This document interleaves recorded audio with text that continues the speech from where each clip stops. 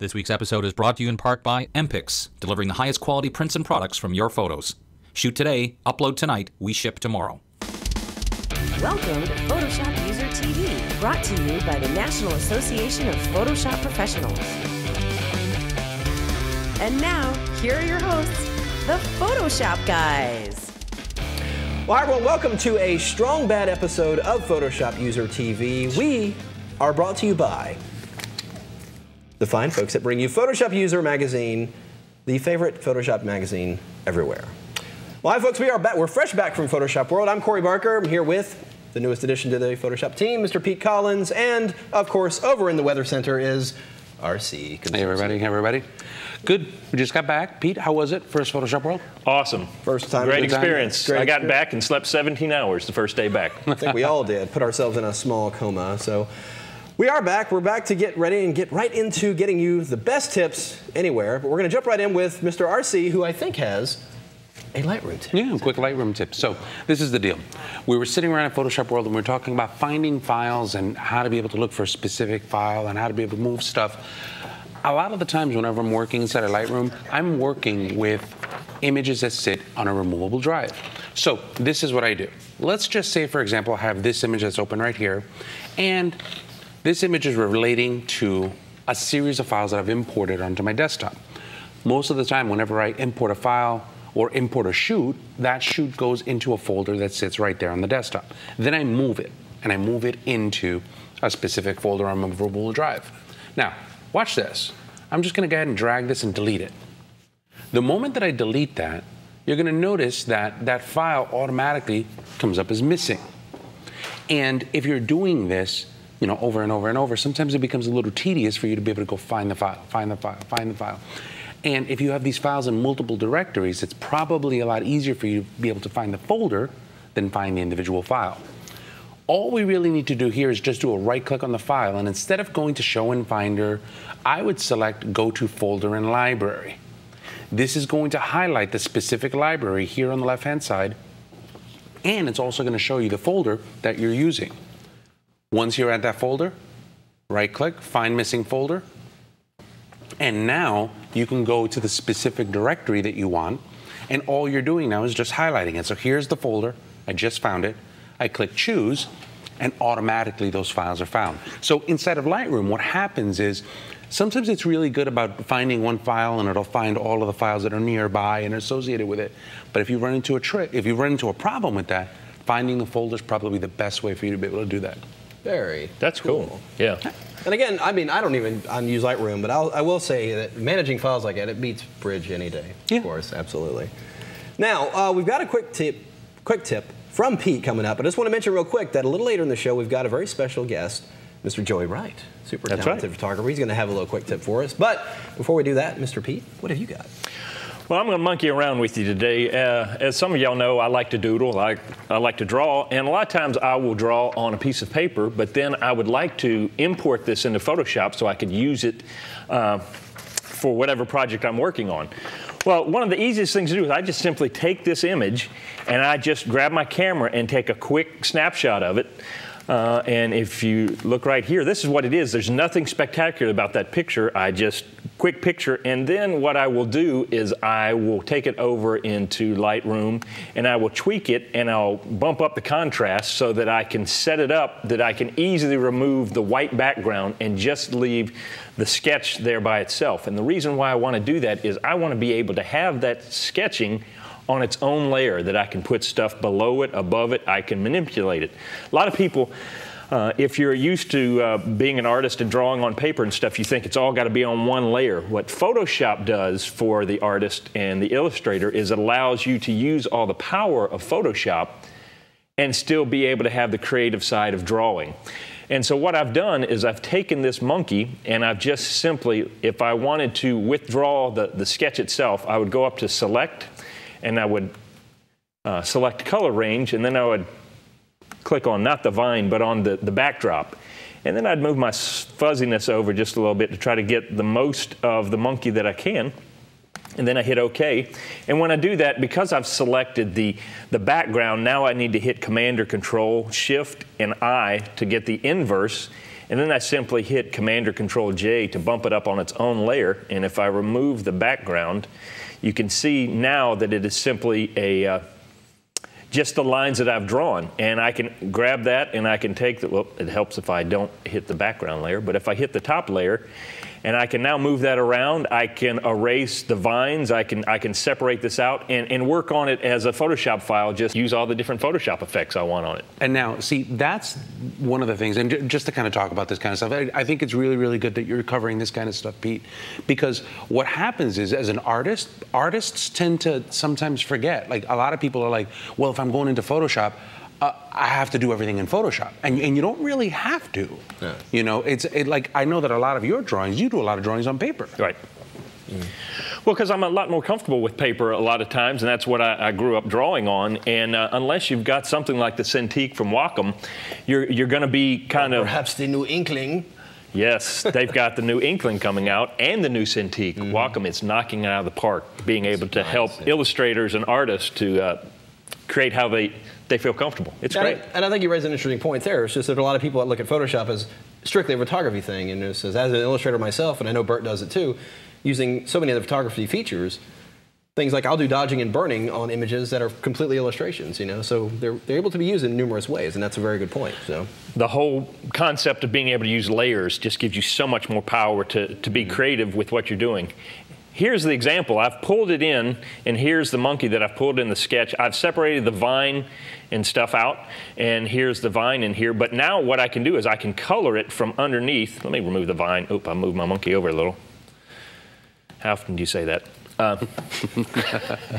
So, see, I've just simply created that. There's the sketch, and then underneath it, I've given it some coloring, but then on another layer, I've added some shading, and then I've added some lightening to it, and that way, depending on what scene I'm going to put it in, I can adjust those individually, independently, to match with the background. And here I'm going to put the vines back in, and then I just simply drop it into a relevant scene, and it creates a nice little atmosphere. But let's say my art director wants something different. Oh, wait, and I need to put in my text. It's now the adventures of Monkey Boy. Doo, doo, doo. But then let's say he changed it and says, I want a more urban feel. It's monkey lost in the urban jungle. Well, I just simply change out my background and change out what it's swinging on, and we're back into action.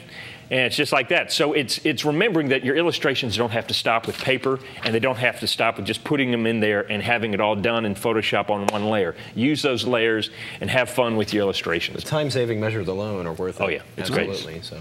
Awesome. All right. Well, let's take a quick tip. We're going to be right back with Joey Wright, and then I've got a little tip in Photoshop as well. We'll see you in a minute.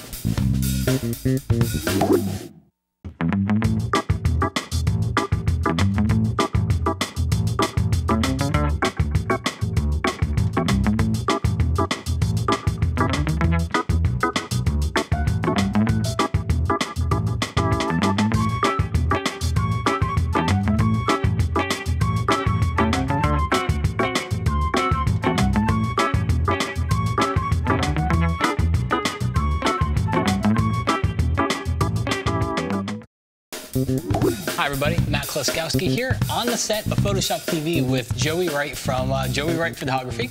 So Joey, we've had you on the show last week, but Joey is an Orlando-based commercial fashion swimsuit photographer. And first off, welcome to the studio. But Thank once you for again, having me back. We're in the same clothes that we were in last time. We don't change. But we wanted to have Joey on here because Joey's got such a good, I don't even know what the word, a good foundation of all parts of photography and Photoshop. And I got to tell you, if you didn't watch the show last week, I first met Joey at a seminar here in Tampa. He's in Orlando, so it's only an hour away. And he came up and he was showing a few of us his portfolio. And we're like, wow, man, this guy's good. I mean, his photography is good. Posing's excellent. Lighting was excellent. And the post-production and the Photoshop work was excellent. So, like, dude. Well, thank you. And I called him the other week. I'm like, dude, we got to get you over to do some tips for us. So I thought it was cool because you were like, hey, I was a NAP member. I learned a lot of what I learned. Absolutely. From the NAPP. I really do owe it all to NAP. So you were at the seminar. You were attending the seminar. I was there to learn. Yeah. I was there to learn, and I was actually showing you my stuff to see if you guys kind of approved.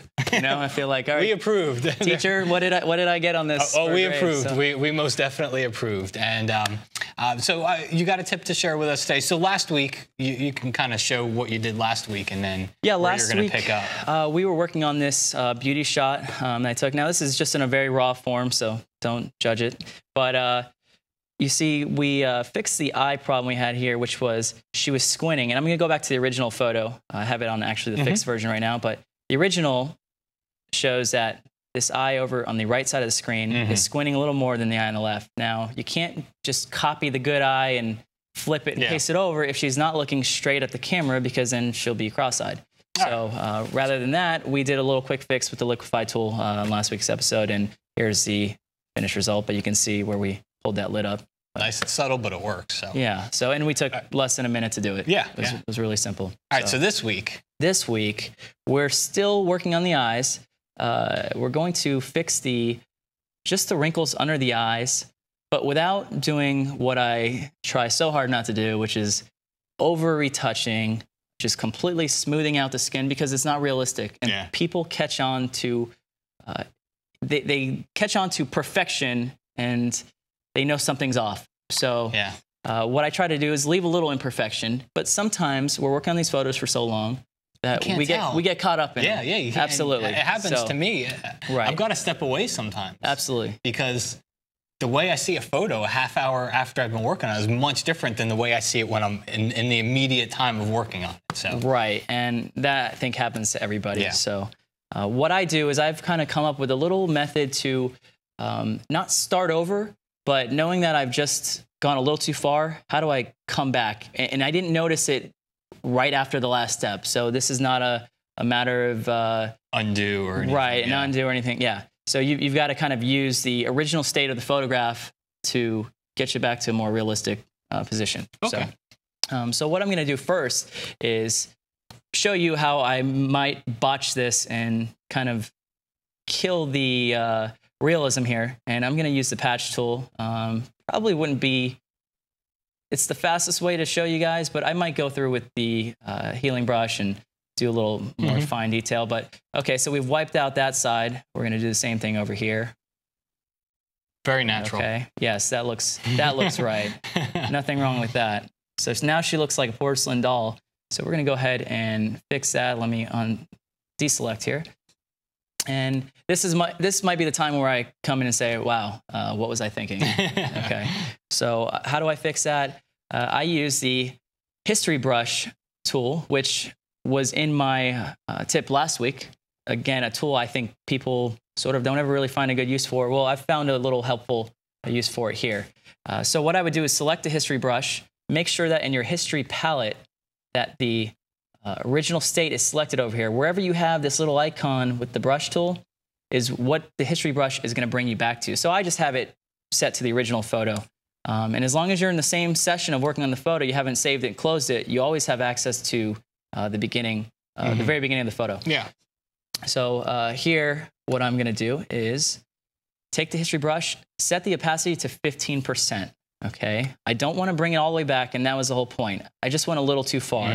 I'm going to just give it a few swipes, maybe 2 or 3, and you'll just see it's very subtle. It might even be hard to pick up on the screen. Yeah, you can definitely see it coming back, though. But I'm just using it to bring back a little bit of that detail, because it wasn't awful, but it looked a lot better than it did before. And I'll just show you a quick way I can kind of see what happened there. From before is I'm going to show you how this history palette works, but I'll go ahead and set the original state to right after we did the patch selection. So that's when the eyes were completely just wiped out. And then I'm going to go ahead to edit, fill, and change the use to history. Hold on here. Let's try that one more time. I'm actually going to just go ahead and do it right on here. Edit, fill, and oops, there it is, history. So, okay, you just saw it go back to where it was really wiped out and smudged out and fake looking. And I'm just going to kind of hit undo.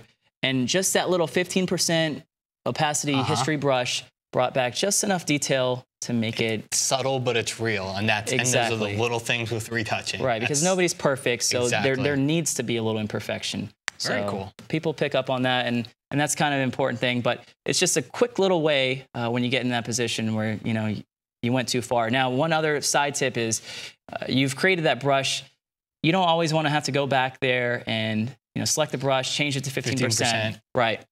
So you'll see the way I work here is I have my tool preset palette always open, and I create a bunch of tool presets for different types of brushes and tools that I use. So the way to create one for this is to simply, once you have your history brush with the 50%, go up here to this little icon.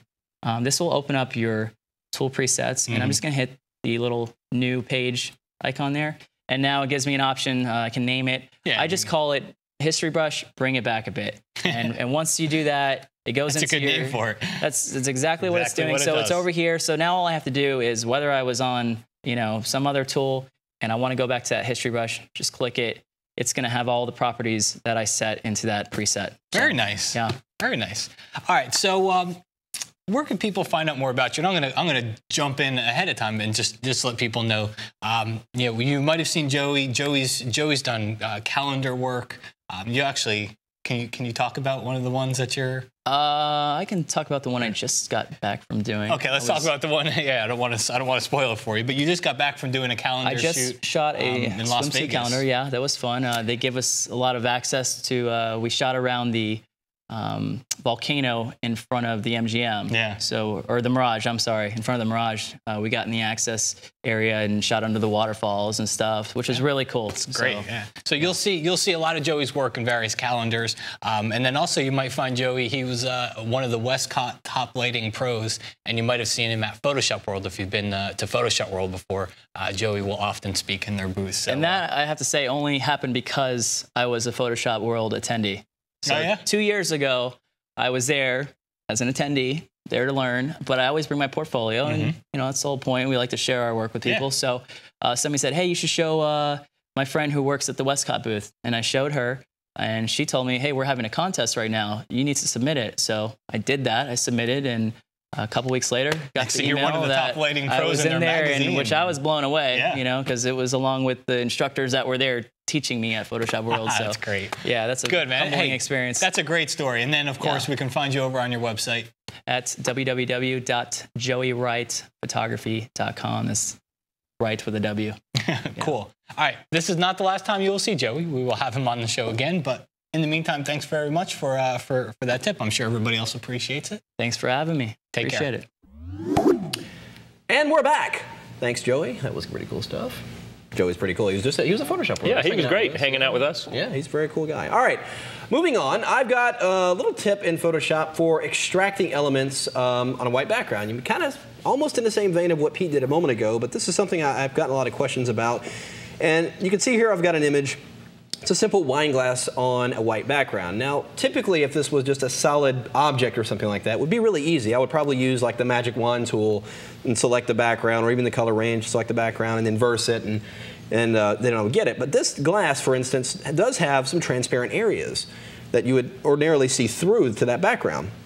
So here's a method I like to use when I have an image like this. I'll simply go to the Channels palette, and then just go and Command or Control click right on the RGB channel, just right here. And what it does is it loads the overall luminosity or the brightness values of the image as an active selection, as you can see right over here.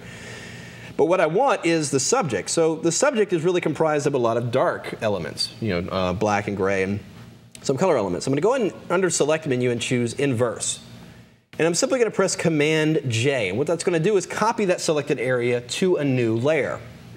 Over here on my Layers panel, you can see, and I'm just going to create a new layer underneath this so you can see here. So fill it with white. So you can see it's not quite as dense as the original. It did select it and extract that element up there. But here's a cool trick. If you just take that layer and simply press Command J numerous times, and you're building the density up, up, and up, and yet I don't need the preferences. If I just press Command J over and over and over and over, you can see it's getting more dense, and that color is starting to come back into play. And when you get to however many you want, however it looks good, we're going to go ahead and select all those layers. I'm going to hold down the Shift key and select all. and then simply press Command or Control E, merges those layers back down to one, and now it's nicely extracted and has maintained some transparency through the glass there, just like you would expect it to. Now I can drag and drop this on a new background, and it will look pretty good.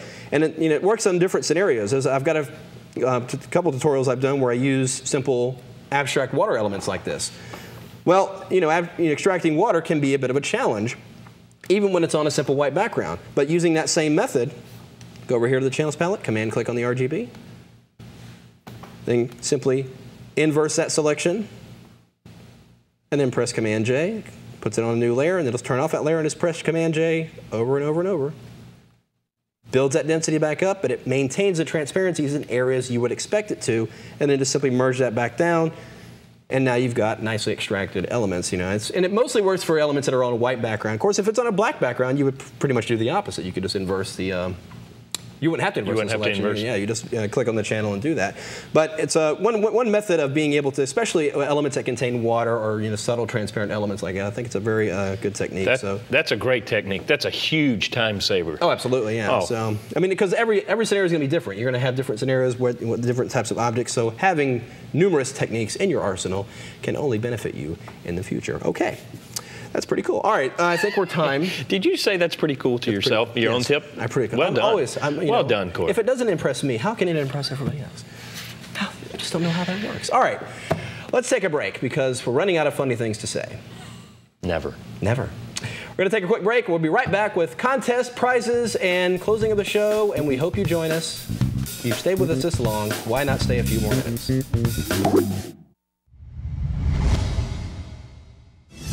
Have you ever seen a close-up photograph and thought, wow, I wonder how they made that? Wait till you see what we're going to photograph in my new close-up classes. We're going to photograph dropping strawberries into water and freezing them, taking pictures of rocks, the flowers, colored pencils, all kinds of great things, and we're going to make them look big like this. And in the class, we're going to photograph all this stuff here. Look at this. Please come join me at kelbytraining.com. We're going to have a blast.